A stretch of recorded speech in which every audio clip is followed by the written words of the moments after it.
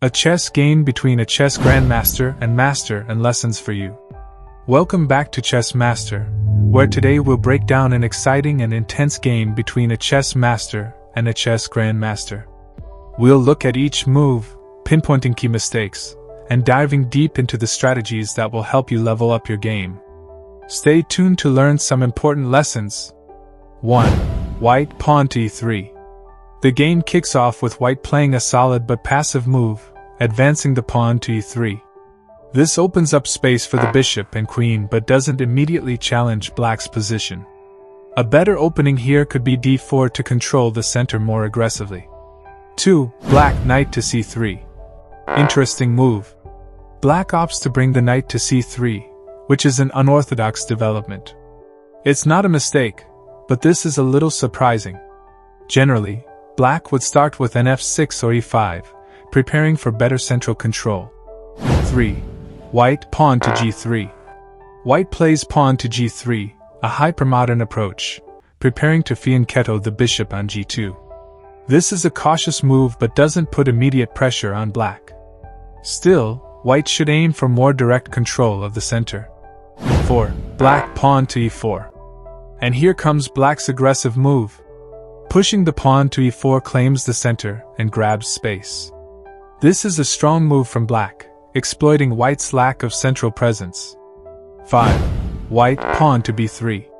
White now goes for b3, aiming to support the c4 square and potentially fianchetto the bishop on b2. But white is still behind in central control.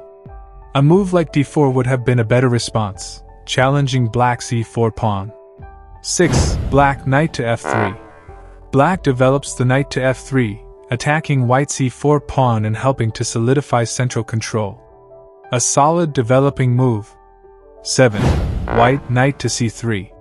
White develops the knight to c3, reinforcing the e4 pawn and also preparing to challenge black's knight and central pawns later on. A good move, but white could still be more active in the center. 8. Black pawn to d4. Black pushes d4, gaining more control of the center. This is a strong move, and now black has a clear lead in the center. 9. White bishop to b5. White chooses bb5, pinning black's knight on c6 to the king. It's a decent move, but white is not really threatening much here. A move like d3 or f4 would have been stronger, focusing on central play. 10. Black bishop to b5. Black responds symmetrically, trading bishops. While it's a solid response, it also opens up white's position a bit. It's a nice move though, as it removes any potential pressure from white's bishop. 11. White bishop to b2. White's bishop on b2 is now eyeing the long diagonal. But it still doesn't feel as active. White might have been better off with d3, helping to control more central space. 12. Black queen to d3. A really bold move from black, placing the queen on d3. Now the queen is active and eyeing the vulnerable h2 square. This move puts a lot of pressure on white, and it's a great example of how black has seized initiative in the game. 13. White knight to f3. White's knight moves to f3 to defend against the queen. However, this move is slightly passive. White should have been more assertive and considered moves like d4 to contest black's powerful central control. 14. Black pawn to d5. Black's d5 is a powerful central push, further locking white out of the center. Black is really dictating the pace here, and white's lack of strong central presence is showing. 15. White knight to b1. White's knight retreats to b1, a move that seems unnecessary. This is a big mistake in the opening.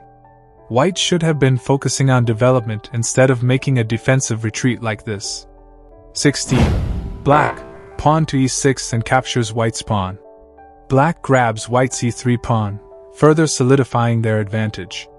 White's position is now even more compromised, and black is seizing the opportunity to dominate the center. 17. White pawn to e3 and captures white's pawn. White pushes e3, capturing the pawn but allowing black even more control. The game is quickly slipping away from white. 18. Black castling. Black castles, completing the development and preparing for a safe king. A brilliant move, and black is in a commanding position. 19. White pawn to c3. White pushes c3. This is a decent move to support the center but doesn't do enough to challenge black's strong position. 20. Black bishop to c4. Black places the bishop on c4, eyeing white's weak pawn structure. It's an excellent move that keeps the pressure on white's position. 21. White pawn to h4. White plays h4, trying to create counterplay, but this move doesn't seem to help much. White's kingside is still very weak. 22. Black bishop to g5. Black develops the bishop to g5, exerting pressure on white's f3 knight. Black is really squeezing white here with a well-timed attack. 23. White rook to f1. White plays rf1, but this move feels like too little, too late. White's rooks are not active enough, and black's pieces are in better positions to control the game. 24. Black pawn to e5. Black pushes e5, cementing control of the center and locking white out. White is now in a terrible position with few options left. 25. White pawn to b4. White tries to push b4, but this move is desperate and doesn't do much to change the course of the game. Black is too dominant now. 26. Black queen to g6.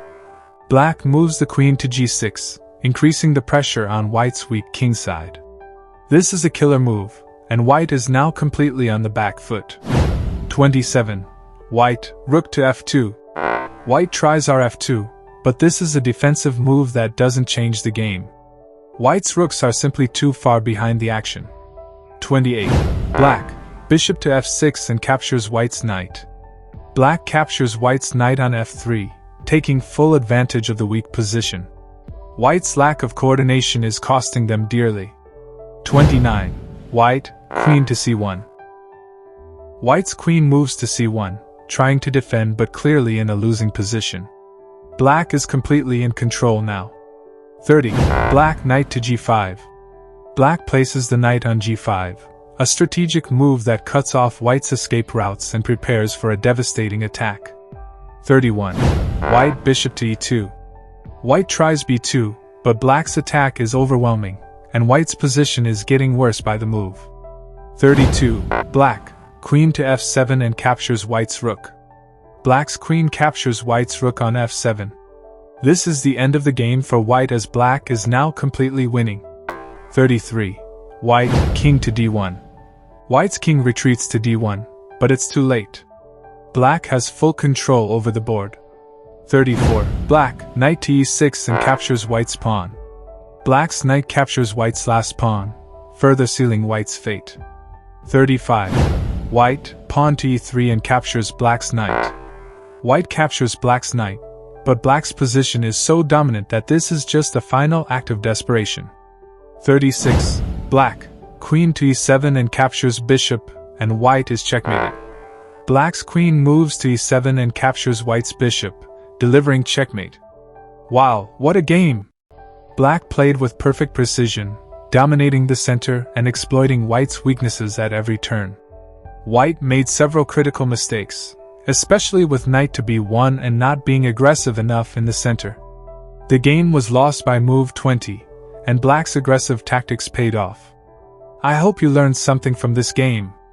If you want more chess breakdowns and tips, make sure to subscribe to Chess Master, where we teach you the strategies that can take your game to the next level.